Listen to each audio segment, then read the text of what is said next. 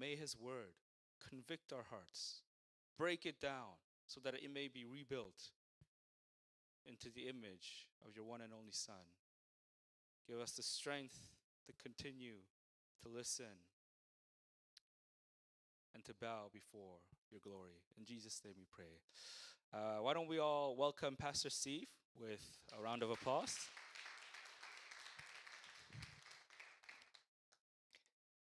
It was one of the first meetings for a new group of lead pastors that we were meeting as a cohort. We were going to meet the whole year. Once we introduced ourselves, this is over Zoom,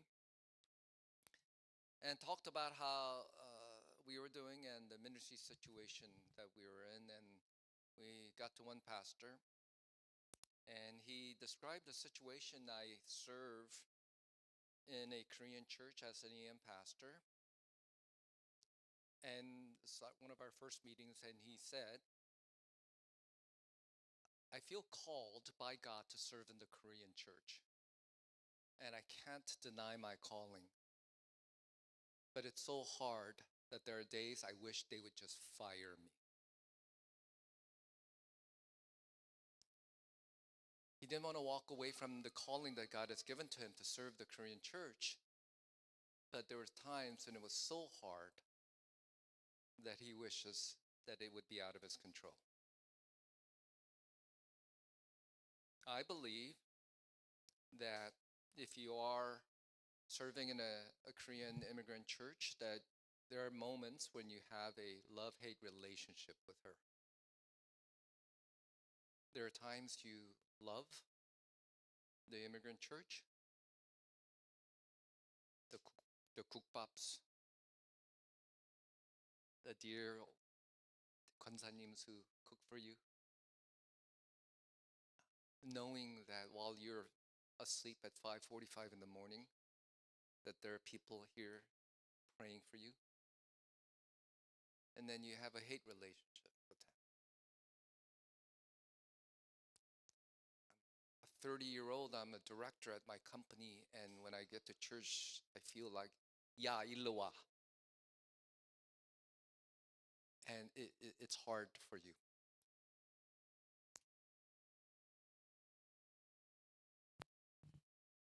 On the other hand, those that are serving in the Korean side look at the EM and they become frustrated, flabbergasted with you.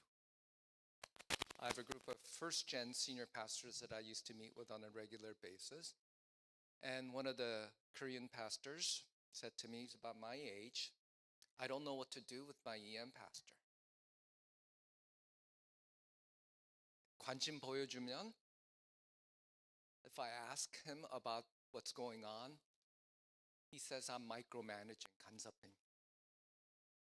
If I say nothing, he accuses me of not caring.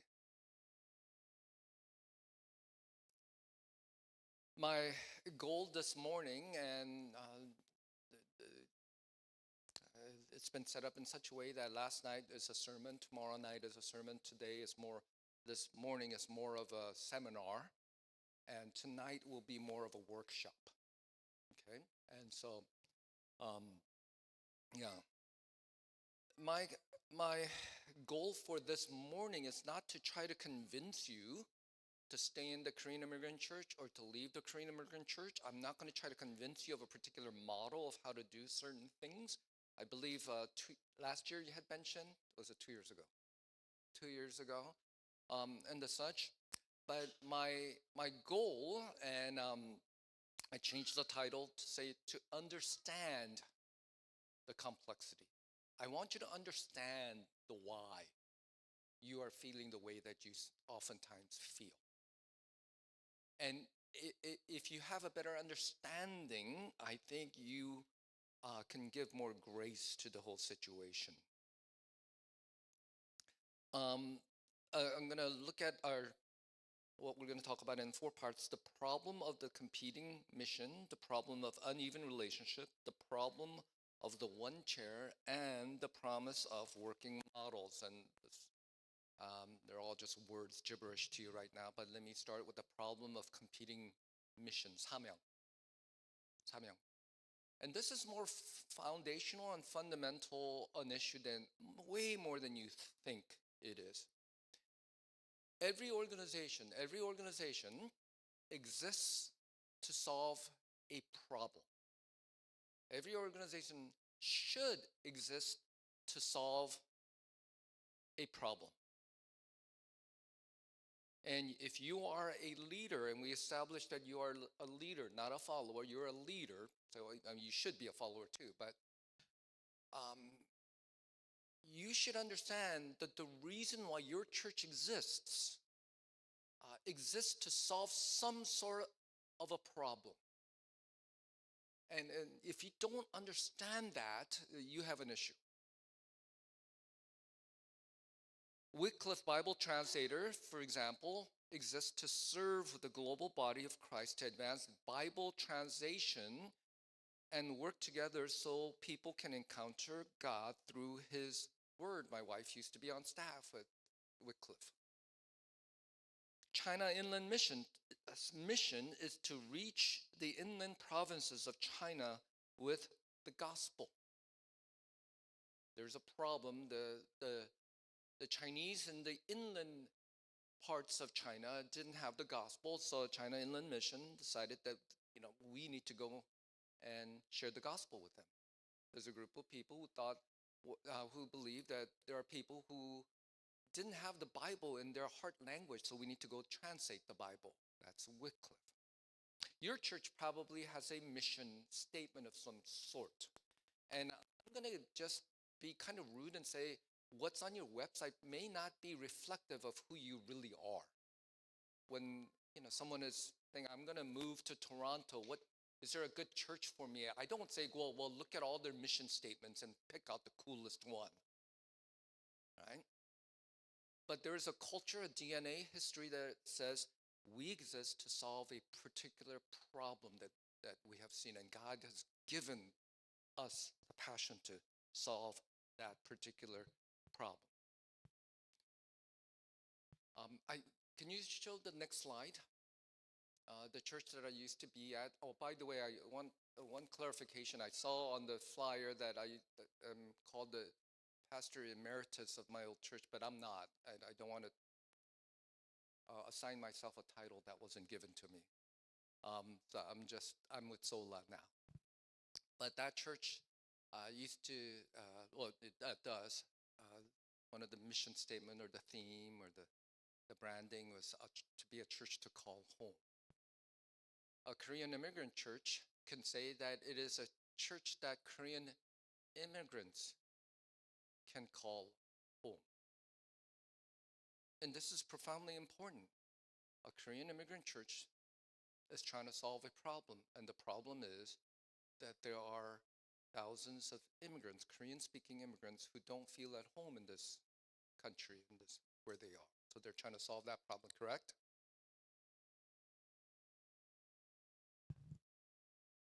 And by the way, one of the areas that you need to start is this, because when we get to seminary, and I believe many of you are seminary trained, somewhere along the way you were taught that we need to build a church that's reflective of Revelations, and that all people, multicultural, correct? Somewhere along the line you've learned that. And there is a subtle messaging there that heaven is multicultural, and that which is monocultural then is in the other side of heaven, right? And we were taught that somewhere along the line, and we sat in conferences and heard seminars and heard YouTube videos, etc., that taught us that the highest form of church is one that is multicultural, multi-ethnic, right? And then you step into a church that has Korean Presbyterian something, and it feels less than. One of the places that you need to start is in your heart, especially, but it has to start in your head, and then allow that to come to your heart, is this: that the Korean immigrant church has a legitimate biblical reason to exist. This may seem like a base statement, but the Korean immigrant church has a biblical mandate and a reason to exist to solve the problem of how to reach the Korean speaking immigrant. Do we have agreement here? Because there are moments and there are influences in your life that, that tell you otherwise. There's a church in Los Angeles, in the heart of K-Town, called Oriental Mission Church. What a not cool name for a church. So, politically not correct. You go to Oriental Mission Church? Oh, how cool is that? Because you're Oriental, right?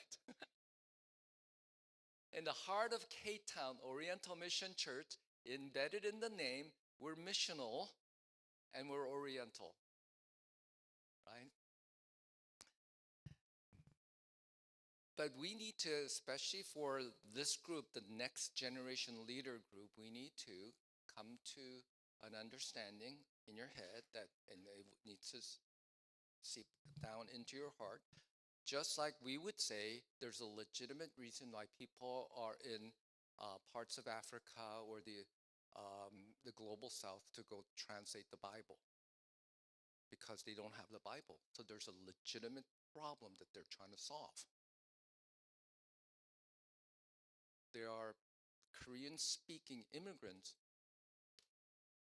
in this area, in Montreal, in this New York, and wherever you are, that they need the gospel in their heart language.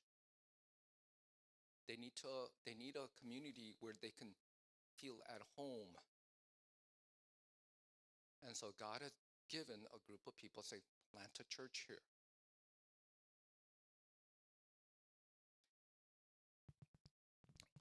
Now, somewhere along the line,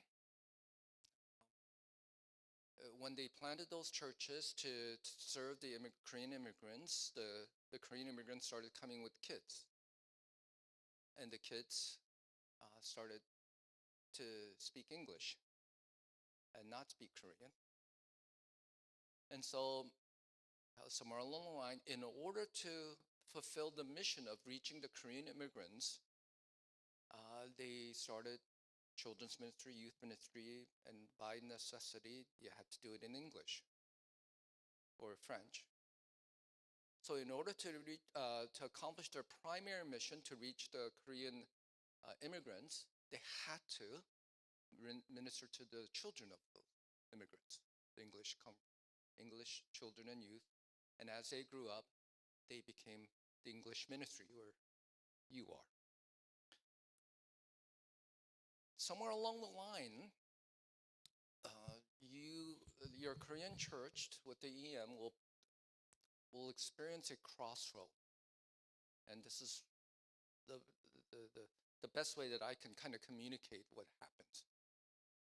The Korean church, the Korean immigrant church, they would say that the blueprint in which we are building from is this: that if we're successful in solving the problem, fulfilling our mission, it is to build a mono-ethnic, multilingual church.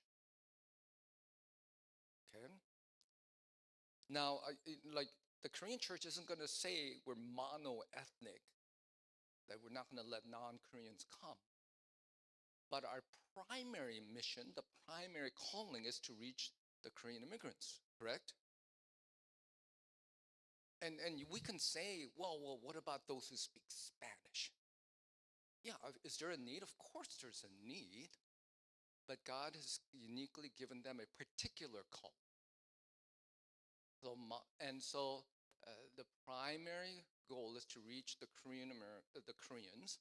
So it's a mono-ethnic, but multilingual because of their kids. So that's the blueprint. Is everyone following? Okay? I'm an engineer, so it's got to be logical for me. So the Korean church is building a monoethnic, multilingual church. That's the blueprint. That's the destination. So where when they reach a crossroad, they're gonna they have a bias, an unintended bias to go that direction. And when they do, you have to understand there's a reason for that. It's a part of their mission. It's rational. It is not ethnocentric per se. It is not necessarily racist. It is to fulfill the mission that God has given to them. Now, for the English church, and this is where it gets convoluted or complicated, somewhere along the line, you realize I am a full-grown adult and I am English speaking, or the majority language speaking, and there is no cultural linguistic barrier for me to reach my Samaritans, my neighbors. And so you're convinced that our mission is to reach the multi-ethnic community around us, but in a monolingual way. That we're going to do it in English. So the blueprint that most of you are building from is an English church that is monolingual and multi-ethnic. You're biased that way. Does this make sense? Is this reflective of who you are? I'm just saying aloud that what you are thinking. Okay? And I'm just clarifying what you are actually thinking. And when the KM and EM, and I'm going to use that lingo, but it doesn't necessarily mean a particular model, KM and EM, okay? When the EM is like a bunch of high school kids that don't have the finances, wouldn't know where to meet, and are grateful for what the KM provides, they go, okay, we're going along for this ride, and this is cool. And the mission that the Korean church has works to benefit you. So there's not that much of a divergence. But when the EM continues to grow and mature, etc., they're going to then reassess, like you get to this crossroad and go, wait a minute, the decision that the KM is making doesn't help with our mission of being a multi-ethnic, monolingual church.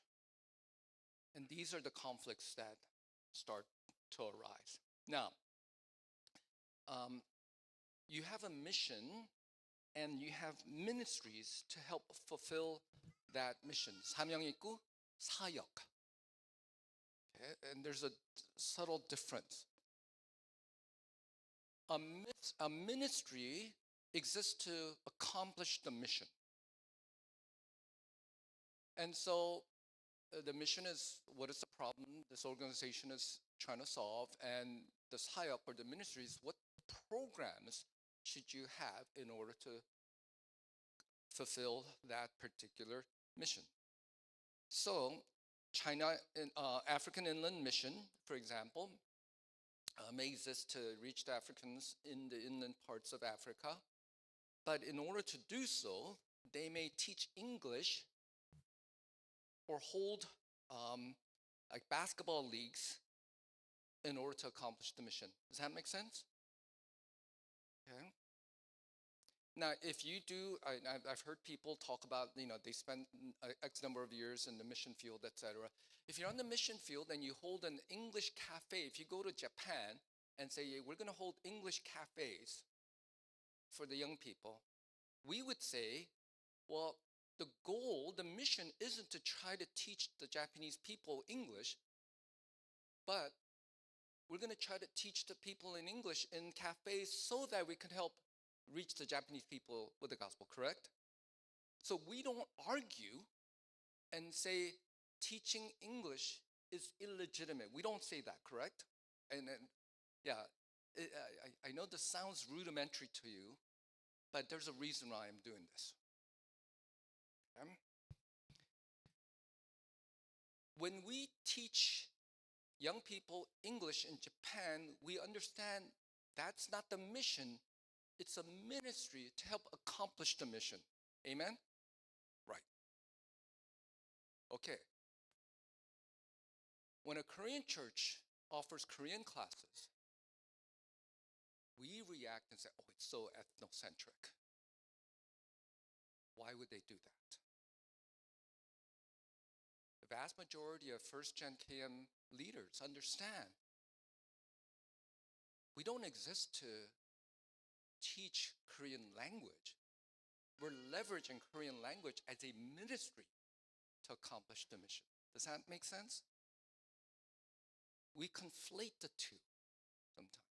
I mean, it is true there are some Koreans who actually elevate the Korean identity, ethnicity, and culture, or language above the gospel. Yes, that's problematic, but that's not the most. Now, what's the next slide? I forget. If the Korean church has a mission, and its ministry, so the mission is so that Korean immigrants can call home where they belong. Then what they also need to do, some of the ministries that they need to establish is a ministry to children of the Korean-speaking families, and they need to create space for the adult children of the immigrant families. All right. What's the next slide?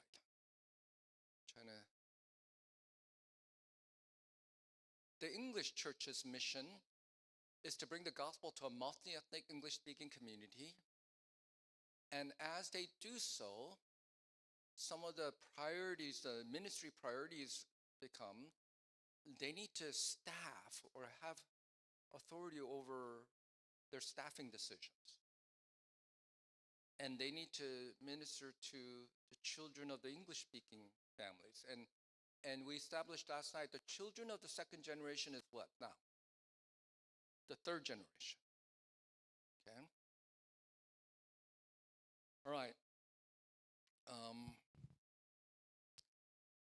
And if we think about the previous slide, let's go to the previous slide.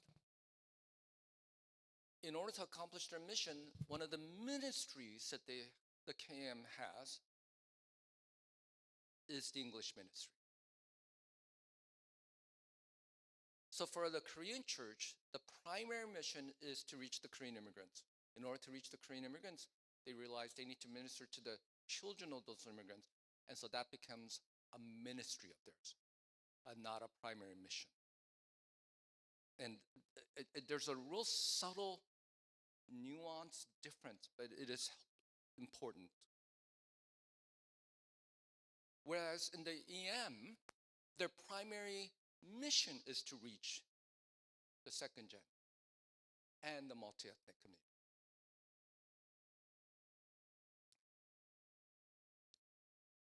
Now, how do we think about this? How do we resolve the particular tension that's there? There are 4 ways we can potentially bring harmony to this dissonance. Number 1 is that the English church, the English ministry, one of the ways to resolve it is to embrace the primary mission of the KM. They have to own a different mission. So instead of saying we exist to reach the multi-ethnic community with a monolingual ministry, we're going to help embrace the KM's mission of reaching the immigrant Koreans.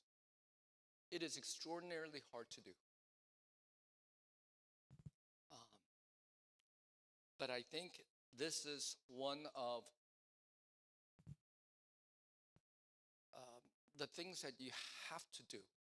And if your KM insists, by the way, this is, and Pastor Steve is going to correct me later on. If the Korean church says we're one church, one church, one church, one church, we have to understand the one church's mission is to reach the Korean immigrants. And the EM is a ministry that helps to support that particular mission. You have to subserve your mission to that mission. That's one way to do it. Number two, another way to do it, the English church, the English ministry can enlarge its mission to encompass the children of the Korean church. This is a hugely strategic way of thinking. Some of you are in neighborhoods in which you say, gosh, you know, we had this VBS children's outreach, and a non-Asian family came with their kids, and we took pictures, and we're celebrating the multi-ethnic outreach that we just had, right? And that's great. But I'm going to tell you, there's a group of people in your community that only a very select few people can actually do ministry to them. And it's this group. And so just theoretically think with me. Korean immigrant parents with English-speaking children. And let's say these are like junior high kids or something like that, where there's a language cultural barrier between the Korean immigrant parents and the English-speaking awkward middle school kids, correct? Ages of 4 to 14 are the primary periods when children will receive the gospel and profess their faith, 4 to 14. Parents, Korean immigrant parents, many of them feel inadequate to communicate the gospel to them. The broader majority culture church don't have access to those kids, the 4 to 14 children of immigrants, English-speaking children of the Korean immigrants. Who has access to those kids? The EM does. The English church, the English ministry. In fact, you might be the only group of people who have gospel access to these kids. It is a tragedy that EMs do not embrace this more, that you do not understand the profound opportunity and calling and mission that you have. That we romanticize other things, but we lay aside the mission field right next to us. So that's the second thing we could do. And that does mean sometimes changing your identity, etc. Number three, the KM can enlarge its primary mission to encompass the 3-generational Asian family, the Korean family. Now, this is my message for people like Pastor Steve and the KM pastor here and others. And this is, it was hard to do in the past, but it is more doable now. Because the second generation, we've gotten older. Now we have grandkids, right, Pastor Stan? Pastor Stan, you have like 4. The KM, what it can do, and the 장로님들하고, when they think about the second gen, and you know, like the second gen, they think, 골치 아파. You guys are just troublemakers. You don't serve, you don't sacrifice, you don't pray, you just want more. And there's a lot of 갈등, there's a lot of tension, hurt. But when you ask the first generation, what about the 손자들? What about the grandkids? Oh, I love my grandkids. What does it take for a Korean immigrant church to embrace a mission that encompasses the 3rd generation? Now that changes the game quite a bit. And you ask a first generation group of elders, what do your grandkids need? And the strategy changes a little bit. Well, for my grandkids, I'm not going to insist that they have to learn in Korean, of course. I'm not going to insist on certain things, but their cultural language and needs are different, so we're going to minister to that. So that's another way of looking at it. And the fourth thing is the Korean church may evolve its mission to the multi-ethnic community. Now, this is where if community is changing, evolving, and Korean immigrants are coming less, and so that the number of Korean immigrants in that community continues to shrink, then you go back to the primary problem that you're trying to solve, correct? If the primary problem is evolving, then your mission has to evolve. And Corey Ishida, one of my friends, he's the pastor, he was the pastor of Evergreen SGV. He was there for about 40 years. And it was a Japanese heritage church at one point in time. And at some point in time, he said, no, we need to evolve to be more of a Pan-Asian church because Japanese immigration has basically stalled. And there are people who opposed it and said, no, we need to go this direction. And they became, their mission statement used to be something like Americanized Asian Americans to reach them. They grew, flourished, they planted 7 churches. And so some may need to do this. So this is 4 potential solutions. Now, I'm going to say why everything is hard, though. The problem of uneven relationships. The problem of uneven relationships. You have a fundamental problem with the KM, and it's because the relationship isn't even. How are you relating to the KM? Do you have a horizontal relationship with them or a vertical relationship with them? Korean relationships are, let me ask you, is it horizontal or vertical? It is vertical, absolutely vertical. It is embedded in the language. You don't say to a Korean elder, hey, Bill, how are you today? Right?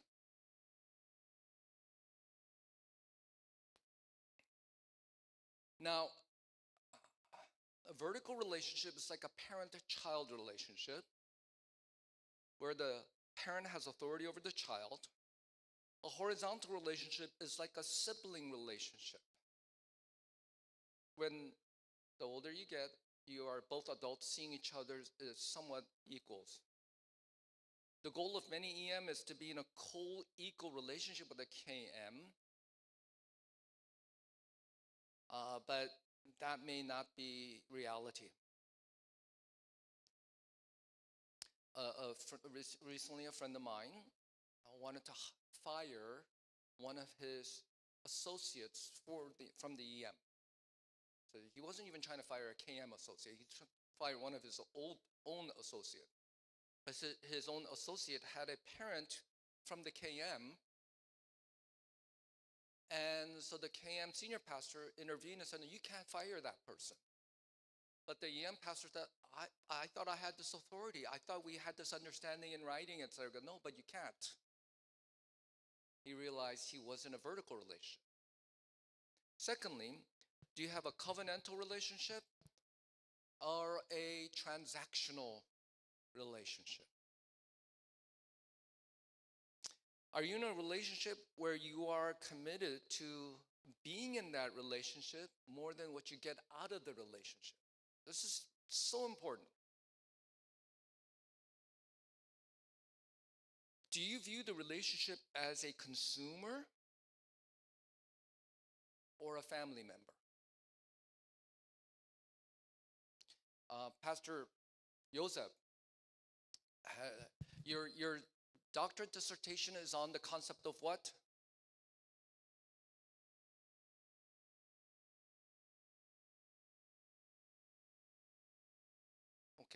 And the term that you used was uri. Uri. And it is a Korean term. 당신은 우리야? 남이야. Right? Did I get that right? Koreans are extremely generous if they think you're an uri. But they can be cold to you if they think you're a nam, a stranger. That has good and bad. The Western culture, they're friendly to the nams, strangers, but they're less sacrificial to the uris. Are you in a transactional relationship? Are you in the relationship with the KM because of what you feel like you can get from it in helping to accomplish your mission?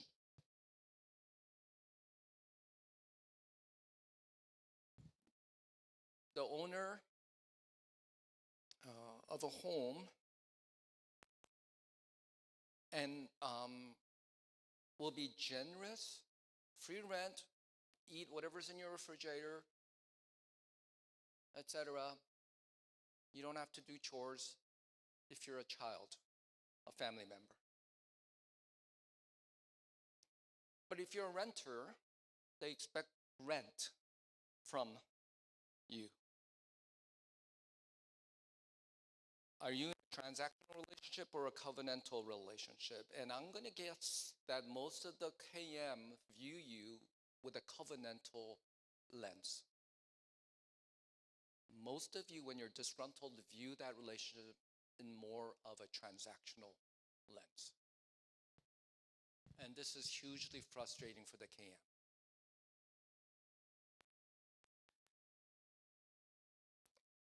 The KM wants to embrace you as an uri, and you take all the benefits from it, and then when it's disadvantaged for your mission, which is valid, you pull the transactional card.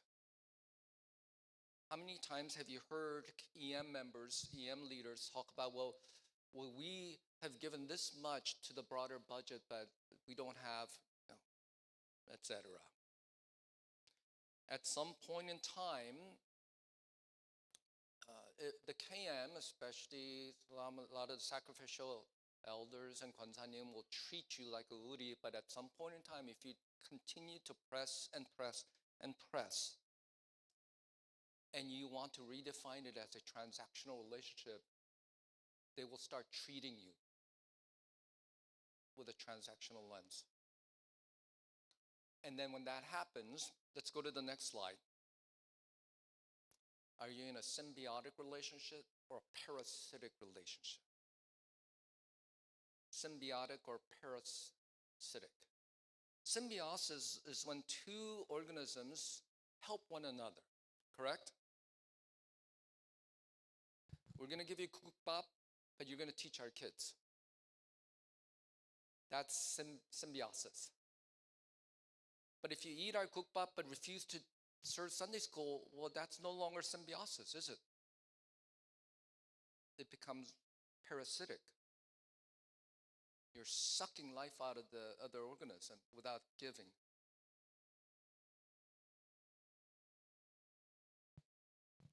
If you are an English church and you've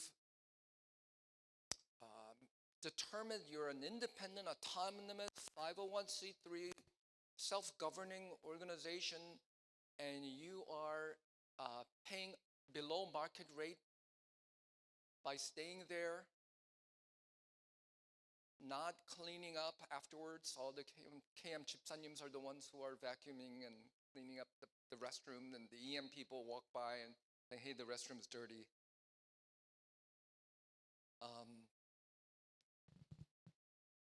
And you've determined that you're more of a nam than an uri. And EM pastors would often some say, hardly anyone from my EM are children of the KM. But we're not family. They insist we're a nam. But you refuse to leave. you have become not only a parasite, but a squatter. Someone who's not paying their fair share of rent and not moving out.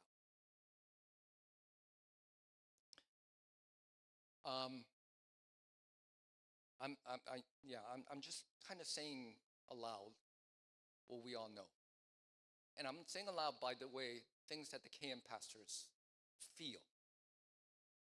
But they dare not say it, but I can say it. Let me explain what the KM wants and why it doesn't, and what the EM wants and why it doesn't work out the way it does. And let me give you 6 factors of how the relationship is defined. The EM wants a co-equal relationship to be treated like an adult. A KM wants one family. But why is it that it's really difficult to play that out? Number one, there's 6 factors. What is your history? What is the history that you have with the KM?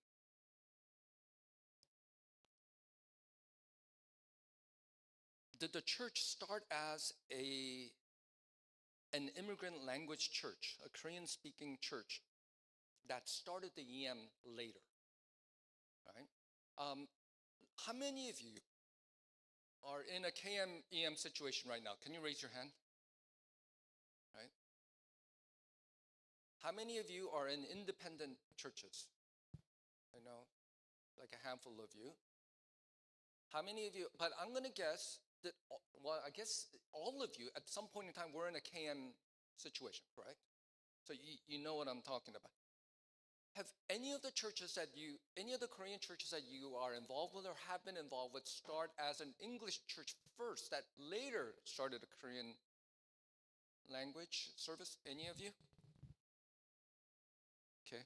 So the common experience for all of us is that we started with an organization launched to solve the problem of how do we reach the Korean immigrants, correct? So the history, the DNA, the culture of your church is to reach the Korean immigrants. And so that impacts how the relationship is. When the EM was launched later on, you were a child of the KM. And as you know, you could be a 40-year-old executive at your company and your mom sees you, 야, 내 자식아, 일로 와. You're still a child. Second factor is the ownership. Ownership. If your church owns a property, who actually owns it? This is more important than you think. If you're going on a capital campaign and say, okay, EMKM, we're going to do this together, 우리 같이 할 거야. And let's give together. But who actually signs? What legal entity actually owns that property? And I'm going to guess that even if you think that you have some sort of a right or say so that the KM owns it. Is that correct? Right. And when push comes to shove, the reason why some EMs can't walk away is they don't have ownership of the property. They're trying to get some equity from it or something like that. Third, size. How do the congregations compare in size? If the KM is much bigger than the EM, then the culture and the attitude toward the EM may not be co-equals, but more of a senior partner and junior partner. And many EMs depend on the KM in terms of finances, facility, staff, and people. And it is not true for all instances. There are churches in which the EM is bigger than the KM, and then different dynamics begin to take place. Fourthly, age. what's the median age of the KM and the EM?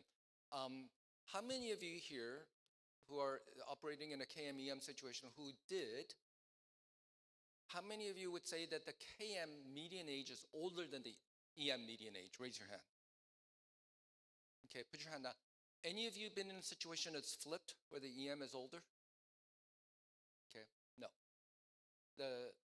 By the virtue of the immigration pattern, 1968, the law that passed, the Immigration Act of 1965, which was enacted in 1968, vast majority of the Korean immigrants came post 1968, so 70s and on. So the Korean immigration pattern dictated that the second generation are just generally younger. And so like us, Pastor Stan and I, we're two of the older English-speaking Korean American pastors, correct? And we're in our early 60s. So they're more likely in your situation, there are no 60, 70-year-old English-speaking Korean Americans. And so they naturally see you as a junior. It is not the case for Japanese and Chinese churches. Fifthly, the power dynamics. Does the KM have a senior pastor, and is it senior pastor centric? Koreans are way more hierarchical than the Chinese and the Japanese church. And so a lot of times, you go to an American or a Western seminary and they talk about team leadership, right? Collaborative leadership. And some white professor tells you about co-pastoring or such, and you take that back to your KM pastor. We should be co-pastors. Because I lead the English congregation, you lead the Korean congregation, and we should get paid the same thing, and we should lead the session together. You don't understand the cultural dynamics. And in fact, you just put yourself in a huge problem by saying what you just said. Sixthly, direction. What are the future trajectories of the two groups? Is it continuing to grow or decline? Is it continuing to get just older? And I think Pastor Joseph talked about the aging demographics, etc. And this is huge because in some congregation, a friend of mine, he pastors a church in Fullerton in Southern California, where and this happens sometimes. You look at it from the preschool department. You look at the preschool, and how many of those preschoolers come from the EM? How many of those preschoolers come from the KM? And when that number, the percentage begin to flip, where more of the preschoolers come from the EM, and there's stability in the relationship, that will translate later on to more of the elementary kids will come from the EM, and the youth, and the such. So then the size dynamic is changing. Now, if you just do nothing and let it be stable, it will flip.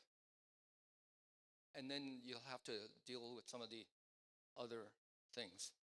All right, let's go to okay, I'm gonna stop right here. Any questions so far? Any questions?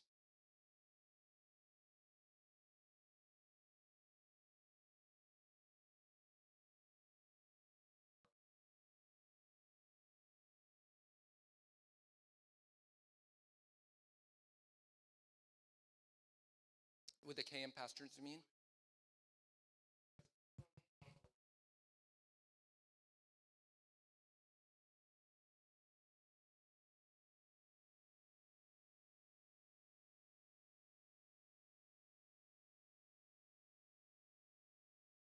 What church are you with?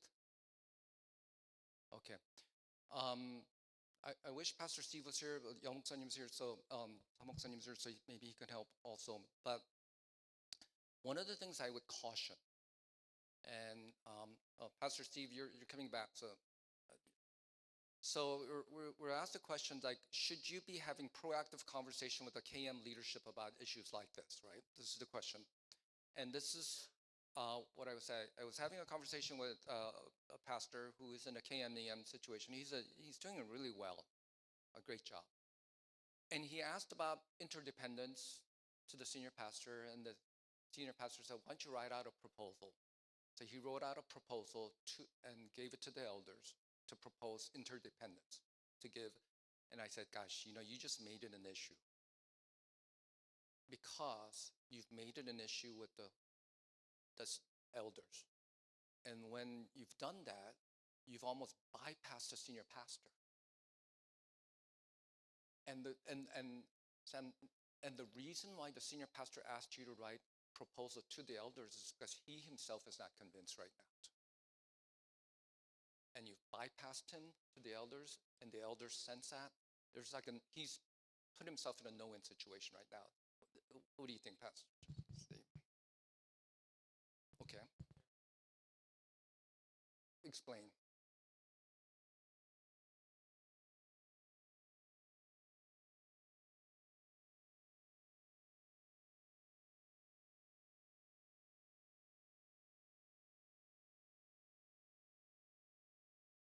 Right.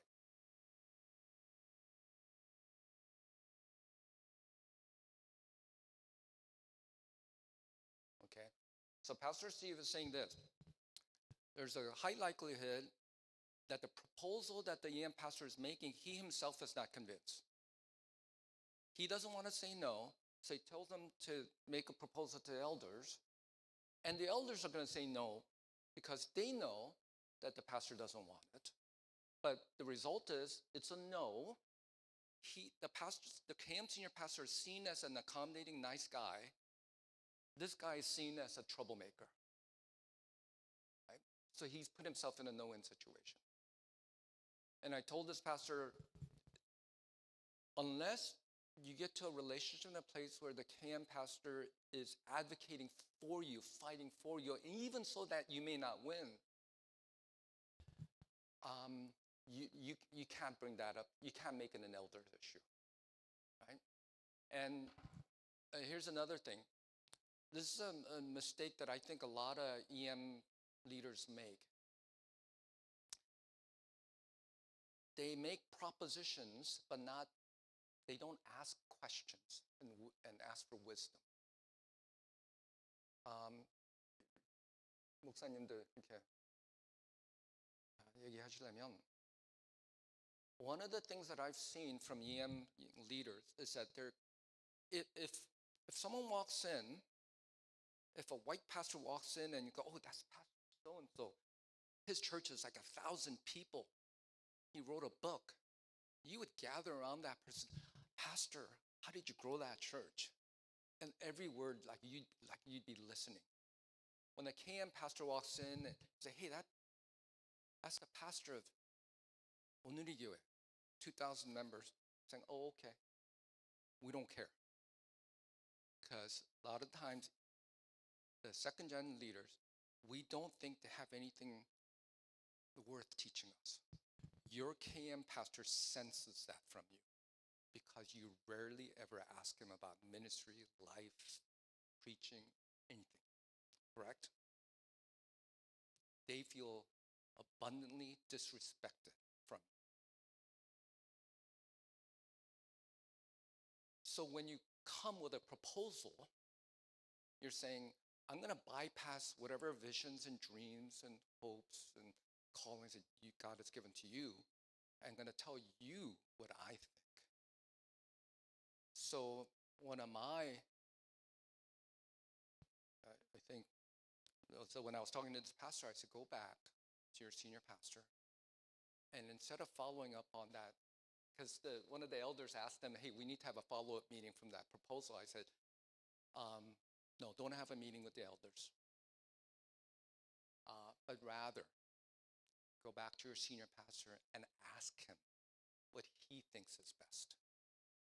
Because and you genuinely be open to it. Don't just, do lip service. Just genuinely ask the senior pastor, what's your hope and vision? Asking will go a long way. 목사님 어떻게 생각하세요?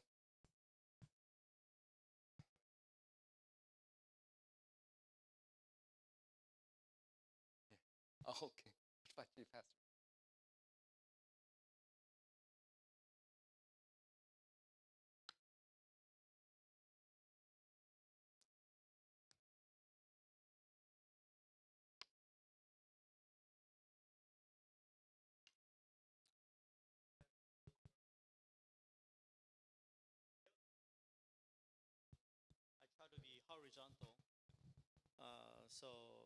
But I think we had a mutual respect for one another. So Okay, maybe this is a bad question for you, Pastor Steve. Okay, I'm going to ask honestly, okay? You kind of know how a lot of these people feel and think and operate, right? If we were sitting in a room with like a bunch of first generation KM pastors and leaders, how would they answer this question? Not you, but most. Yeah. most KM pastors would probably feel disrespected by the EM pastors. I think that says a lot in many ways.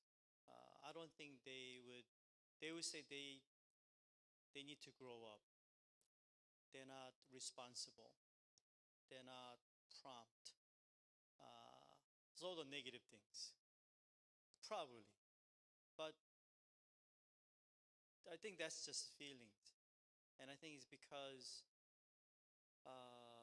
they are left alone because they can't speak the language fluently. They can't speak Korean fluently. He can't speak English fluently. So there are a lot of miscommunication, lack of communications, and things are not clearly directed. I think that's what caused it. Yeah. Yeah. So do you think that an approach, so if someone has a question about, let's say, an uneven relationship with the KM, should an EM pastor go to the KM pastor? It's like, I would like this interdependent relationship. Is that what they should do? No, I always tell them you need to spend time with your senior pastor. Tell him that once a week, at least regularly, whether it be meal, whether over coffee. I think both of you needs to know one another. Get to know one another. That is a first step. Don't talk about ministry. A lot of time we meet because of ministry discussion, but have a personal kind of dialogue relationship. That's what I emphasize the most. So I think I ate a lot. I spent a lot of money, treating our staff yearly, a couple $1,000, my pocket. But I don't regret it.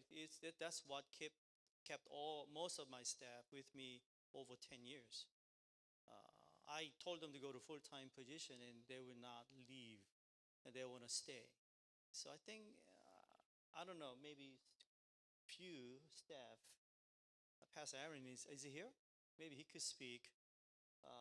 I don't know how he felt about me, but I want to know. Now that I'm not his senior pastor anymore. I'm sure Pastor Aaron's going to say something really, really nice about you.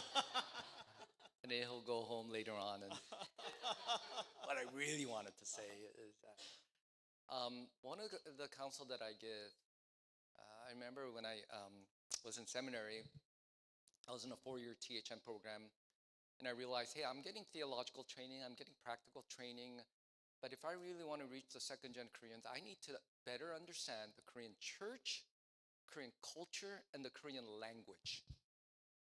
I felt wholly inadequate, and the best way to do that is I'm going to just go to Korea. And so I went to Korea. I spent 1 year at Namseol Gyoe. It's like a big, mega Korean church with Hong Jae-gil 목사님, really a well-respected pastor. And I did a 1-year interim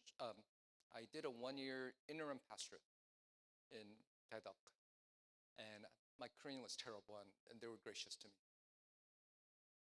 One of the things I learned from Hong Jae-gil 목사님 is he didn't mentor me in like, Steve, how's your quiet time? How's your development as a pastor? How's your heart? Which a lot of the EM, that's what you think mentoring is, correct?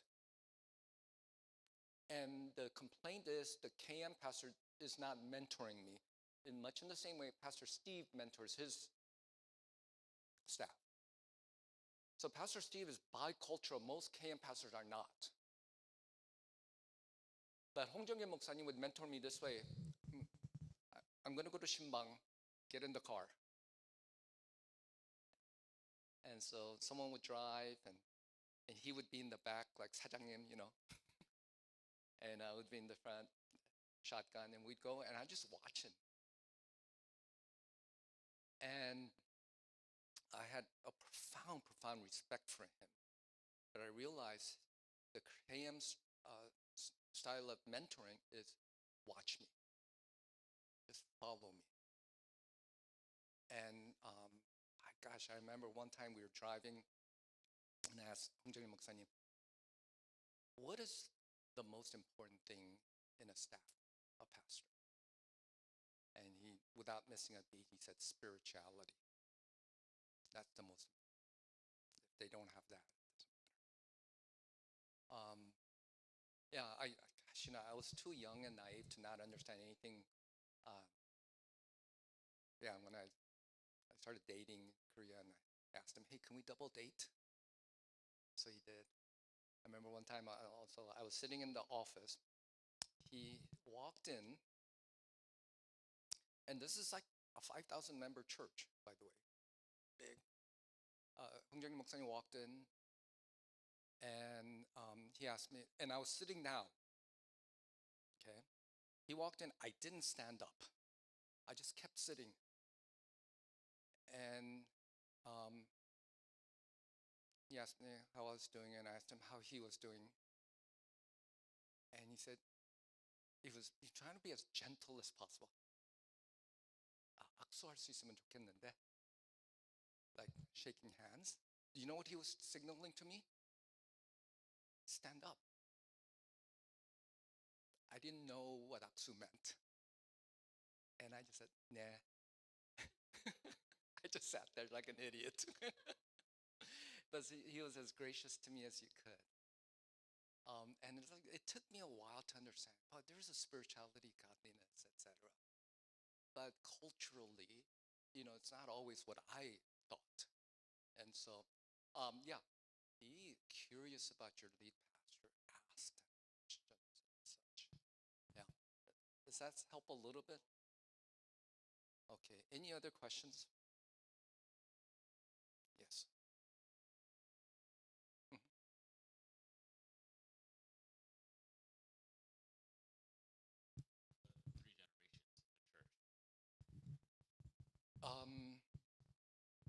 I've done it. This particular talk, this maybe a fourth time that I'm doing it. Yeah. I've done it for an Asian American context. I've done it for the closest thing that I've gotten to a bilingual, multi-generational setting is when I did it at 초대교회's Blessed Conference. I don't know if any of you have been to that. 초대교회 is a large Korean church in New Jersey. They have this huge like Christianette conference once a year. And I did the plenary, and then I did a breakout bilingually. And so that's why some of these slides have both languages. And then I co-taught it with John O. 목사님, who is now the senior pastor at New York Presbyterian Church. So we did it together. And yeah, I mean, this could be expanded quite a bit. But And when you have done this, how was the response from the Korean church side? so this is the problem. The people who would come to a seminar like that are already open. But the people who have authority and power and, they don't even come to a seminar like this. So, and a Blessed Conference is a conference that those people would not even attend to begin with. So, yeah. I think something like this needs to be taught not by someone like me, but someone like Pastor Steve, who has credibility with other KM pastors because he's in KM ministry. What do you think, Pastor Steve?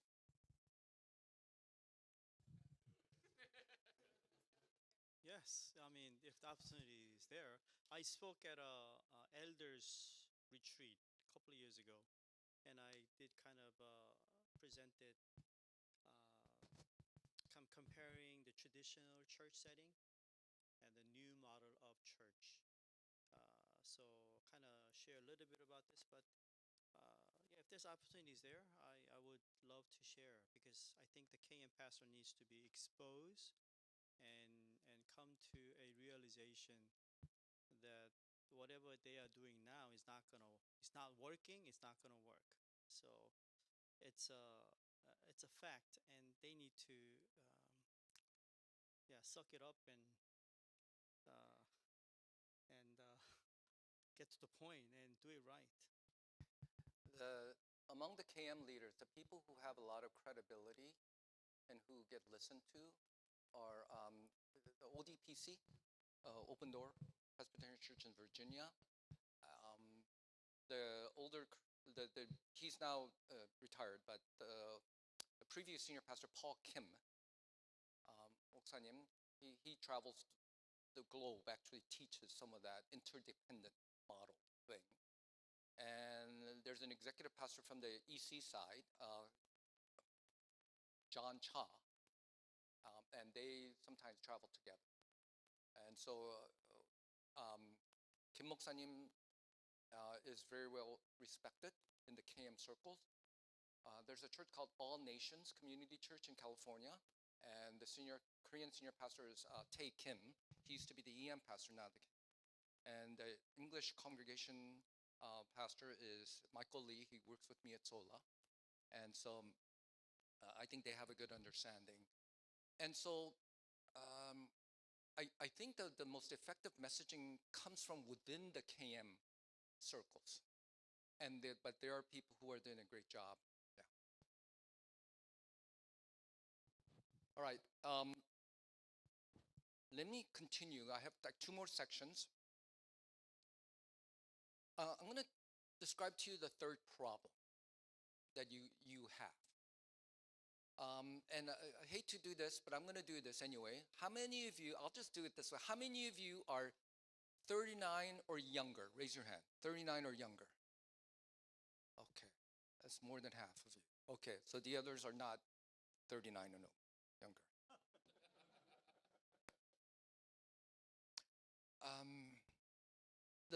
I'm going to call it the problem of the one chair. Okay.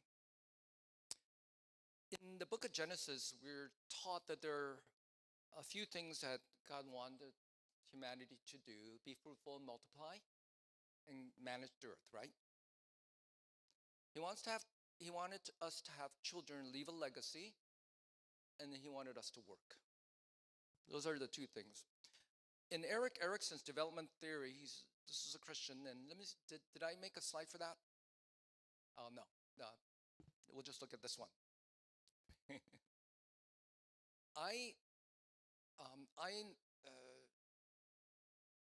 talk about how we live our lives in 4 quarters. Okay, let's look at the next slide.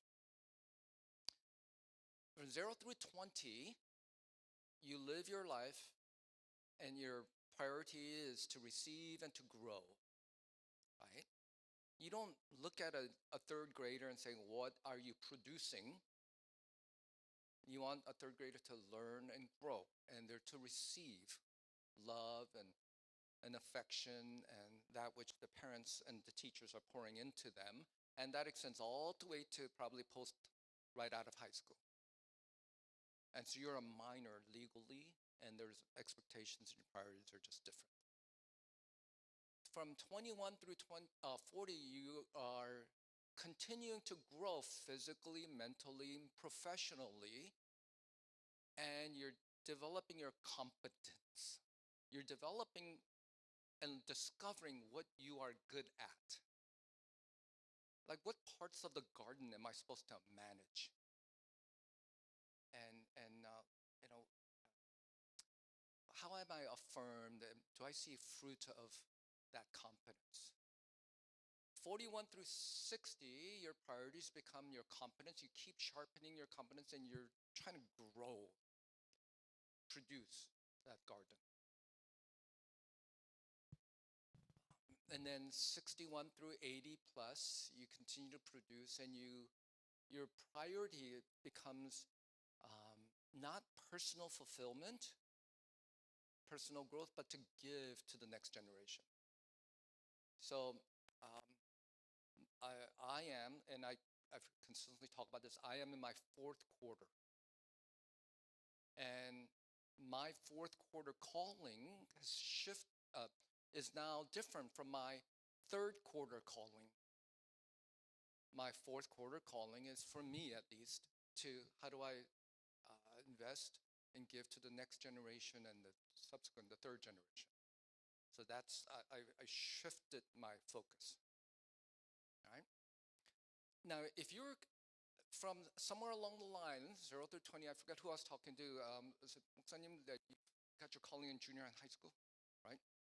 So, as Steve 목사님 was in his first quarter, toward the end of the first quarter, he thought, okay, I'm going to be an automotive engineer, design cars, and go back to Korea and design cars for Hyundai or something like that. God changed his calling, so he went to Bible college and seminary, and he became a 전도사, correct? 전도사 technically means someone who evangelizes, correct? 전도사 also kind of culturally means someone who is an intern, someone who's still in training, someone who is still being shaped and molded and growing into what he eventually is going to grow into, correct? In fact, if you go to some churches and you look at their website, in Korean it says 전도사, in English it says intern, correct? Intern in English, in the American at least language, it has the nuance of temporary, not fully formed and trained and licensed, and the such. And then at some point in time, you become, you're expected to become 강도사 and 목사, reverend. So you can do weddings and funerals and 축도 and wear the robe or whatever your tradition has. That's the natural progression of growth. So in your second quarter, the Korean church expects you to progress from 전도사 to 목사, correct? Right? So when you become a 목사님, your 집사님s and your 권사님s and 장로님s begin to go, 목사님, 목사님. Okay? But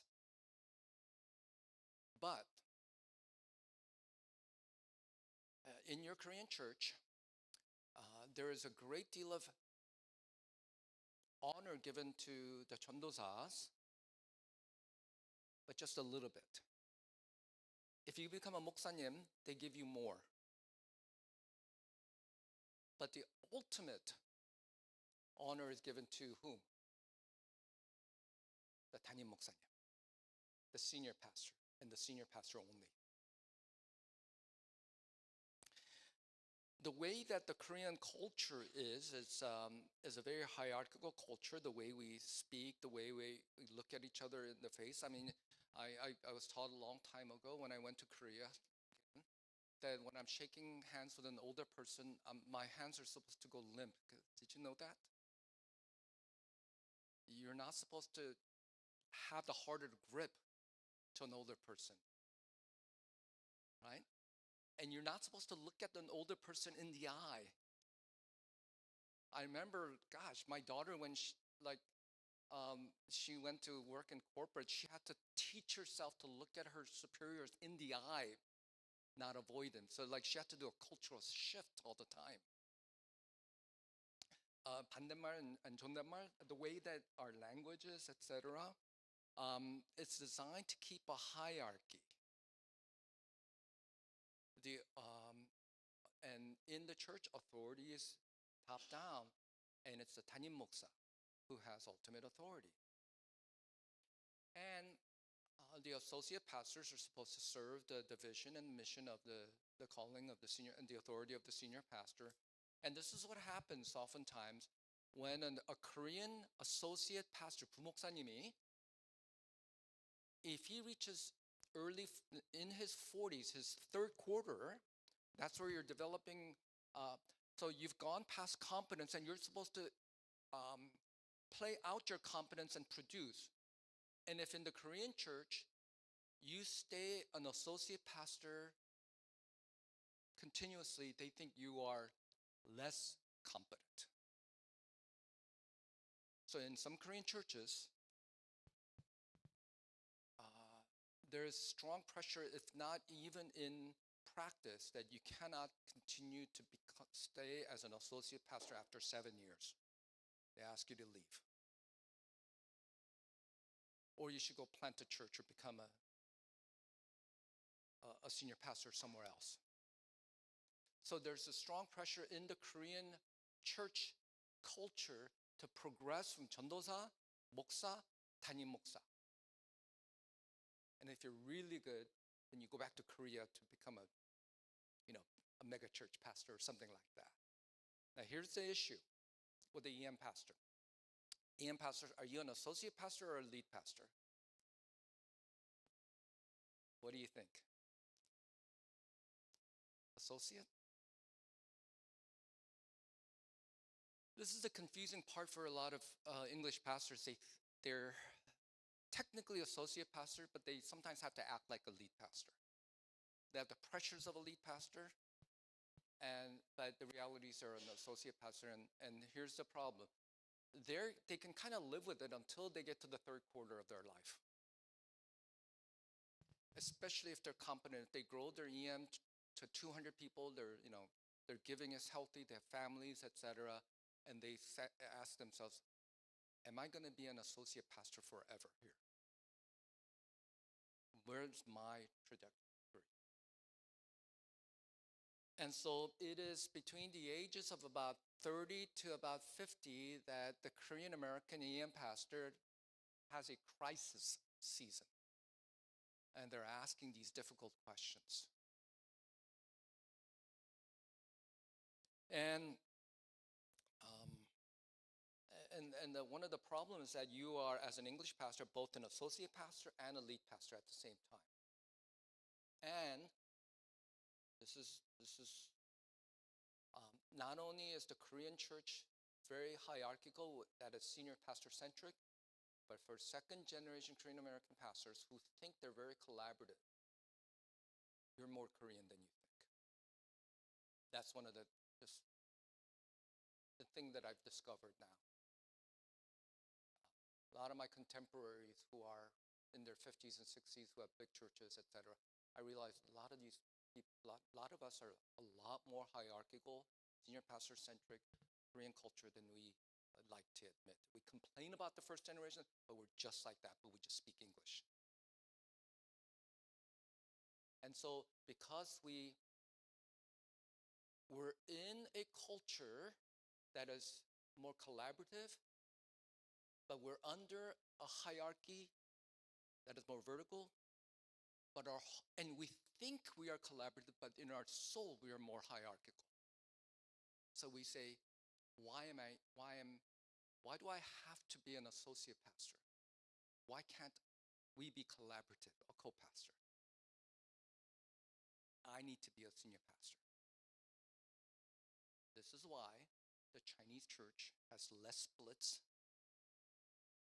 and have more collaborative models, while the Korean church has a lot more splits and EMs going out and becoming autonomous churches. It's good and bad, by the way. Some of those Chinese people, they need to have more courage and go out and plant. But yeah, make sense? The one chair, and let's look at the next picture. I wasn't sure what I was going to do with this, but the one chair, the throne. All right. We're going to just quickly go through this next set of slides. The promise of working models, and you got this from Ben Shin when he spoke, but let's progress. What's the next slide? There are 4 ways in which you can relate to the KM. Ministry within a church, interdependent, church plant, or one church. I know you've seen Ben Shin's work, or Hoover Wang, who originally developed it. He's a Chinese guy in his PhD dissertation. But I rephrased it, and it makes more sense to me. Okay, let's look at the first one, ministry within a church. And I said that there's a difference between mission and ministry, right? Most English groups, congregations are ministries. And you're a ministry within one church. You've heard it to be called as a room to rent model or department model. And the characteristics are that there's one church with one true senior pastor, and I think almost all English congregations are birthed this way, and grows into a changing relationship. The growth of an English ministry within the Korean church is ministry within the church, congregation within the church, or church within the church. And if you are looking at can you give me an example? Probably whatever you are in. Okay. The second is interdependent. Okay. Interdependent. It is also known as a duplex model or townhouse model, and I know that other people teach it using different languages, and I think it's kind of misleading because those of you who own homes, you know that whether you're in a townhouse or duplex, you have separate owners, right? So the language for people who understand real estate, it's confusing. So interdependent. And the characteristics are two independent churches, either legally or functionally. Allows varying degrees of independence. They share a campus, maybe Christian education, and they're mostly unequal relationships. And an example, a couple of examples that I show is a New Life Presbyterian Church, which is in Fullerton, California. And the English congregation has now grown bigger than the Korean congregation, and they signed an agreement where they have joint ownership of the property. Okay. Seoul Baptist Church of Houston. Anyone know this church? They're famous for house churches, right? And they have a relationship with an English congregation called New Life Fellowship. Eric Shin is a friend of mine. And so they have, both of them own their own properties adjacent to each other, and they both are sold into the house church models. Okay. Next is a church plant. As EM sent out as an independent church plant with people and resources, this allows the EM to grow as an independent church and follows its mission. And the KM has to restart the EM. An example is Sarang Community Church, 사랑교회 in Los Angeles, or Anaheim. They sent out, when Kim Moksa님 was there, Daniel Kim, sent out the English congregation, which used to be led by Steve Choi. And Kim Moksa님 wanted to start an English service called Holy Wave, and so he sent out the current congregation at that time with Steve Choi, and they became Crossway Community Church. Crossway Community Church is doing fabulously well. Okay. Fourthly, is one church. One senior pastor, one elder board, one finance.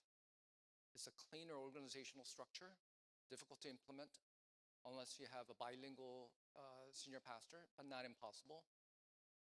Mature examples are Boston Chinese Evangelical Church and maybe Grace Community Church in New Jersey. Right? I think they're kind of a one church model. It's clear, no, we're one, and etc. Boston Chinese Evangelical Church, it's Chinese, but I like to use them as an example because they're in their history, their senior pastor Steve has flipped from Chinese speaking to English speaking. And one of the previous senior pastors, Steve Chen, used to preach in the English congregation, but not the Chinese congregations. But he really was the senior pastor and English congregation pastor. Let's go to the next slide. Or no, go previous, before. Yeah, here. And so here's the progression. You go from a ministry within a church, and I call this the 청소년 stage. Bunch of college and young adults, departmental and facility dependent. That's, I think, where most of you are. So you have the little rectangle within the broader church. Okay? 청소년, it's an adolescent. You're still dependent. And if you continue to grow, you can become a congregation within a church, 청년 stage, or young adults and young marrieds.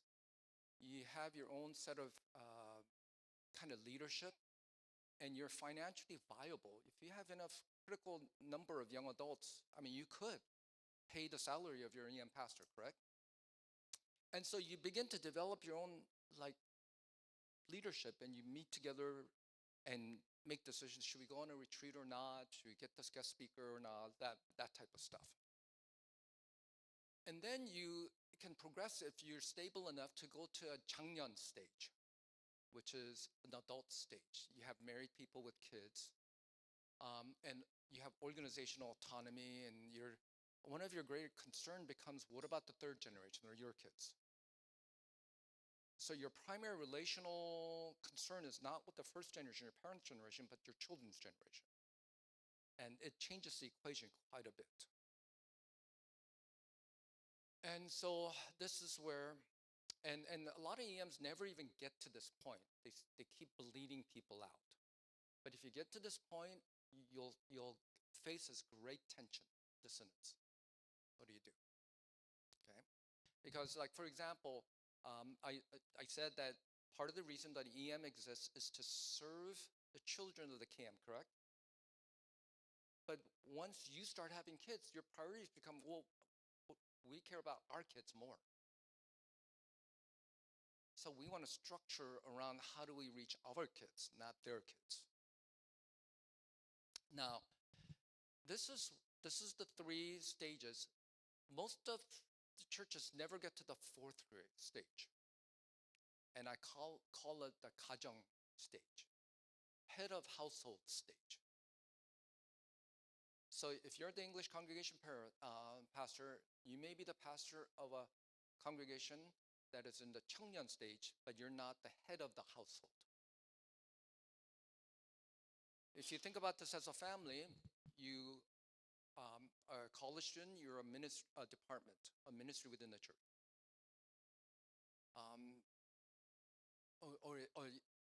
No, if you're a high school student, you're a ministry within the church. If you're graduated from college and you make good money, or you're just recently married, you are in the congregation or 청년 stage. If you get married and your wife moves in with you with their parents, you may be in the 장년 stage. But when you start having kids and they start growing up, and you'll start having to wonder, okay, am I a 가정 or not? All right, let's go to the very last thing. I'm just going to try to, I've Pastor Yosa, I'm sorry, I'm sorry, I'm going too long. But this is the question that you have, all right? When I sit with an English pastor or English congregational leadership team, etc., I ask, are you one church or are you 2 churches? And one of the ways that I frame it, and because a lot of times they're coming to me and saying, we want to have autonomy, we want interdependence. And I'm saying, well, before you begin to press on that, what's your goal? Are you becoming a married couple? Or are you becoming siblings? You started out as a parent-child, which is probably more realistic, but what's your goal? Okay? And the English congregation leaders often say, no, we want to be interdependent, co-equals. And so you're saying like you want to be like husband and wife. And you say, yeah, that's kind of like, that's co-equals. So, well, then here's the problem then. If you want to be like have like a husband and wife relationship, a covenantal relationship, why are you insisting on financial autonomy? Right? Financial autonomy means that you're separate entities almost. You're vying for a sibling relationship. If you live in your parents' home and you have another sibling living in the same home and they get married and you get married, you're going to keep your finances separate, correct? Right? Because with the understanding that we both may move out, that we're family, but we're not. Whereas if you're married, You come from two different stories, but you become one story. We're asking to be like co-equals, like spouses, husband and wife, but we act like siblings. So the question beckons, are you becoming one church? Are you becoming two churches? And I know what the KM wants. They want to be one church. But the reason I oftentimes KMs give autonomy is because they're afraid you're going to leave. They want to give you space to grow and the such. And because they've seen EMs leave over and over again around them, etc., they become concerned, and EM pastors just don't stick around long enough to become the next senior pastor and such. And so, yeah. I think a good question is, are you becoming one church or two churches? If you think you're going to become one church, you ought to think more clearly. That reinforces that. Then what about the mission? Do we exist for the sake of the Korean immigrant families? Is that our primary reason to exist? What about our finances? What about hiring and firing and all that? Well, if we're one church, then you ought to strive for what you ought to strive for is, can we have representation in the elder board? That's what you ought to strive for, not a separate, a group of leaders who make decisions autonomously from one another. Okay, I think I'm way past done. I'm sorry. All right, let me pray for us. Lord Jesus, I thank you for your grace. Thank you for being patient with all of us. Continue to give us wisdom and humility in all that we do. In Jesus' name we pray. Amen. Oh, if you have any questions, ask Pastor Steve. Thank you, Pastor Steve,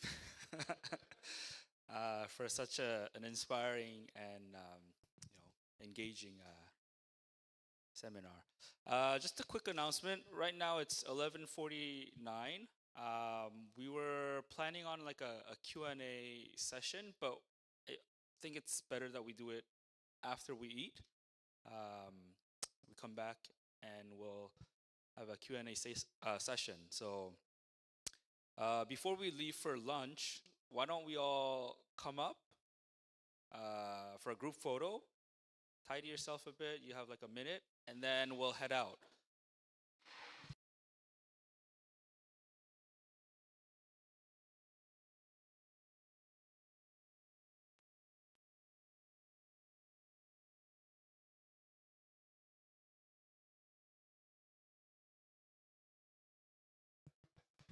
Please come up as quick as you can. I believe we're gonna be late for our lunch if we're not quick.